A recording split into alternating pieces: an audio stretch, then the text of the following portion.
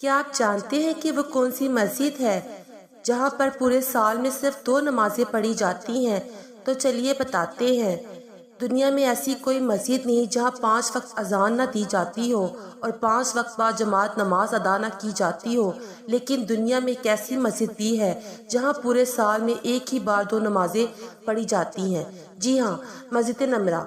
ये मस्जिद अराफात के करीब वाक़या है और रकबे के लिहाज से बात की जाए तो ये सऊदीया की बड़ी मस्जिदों में इसका शुमार होता है और इसमें एक वक्त में तकरीबन 4 लाख नमाजी खड़े हो सकते हैं।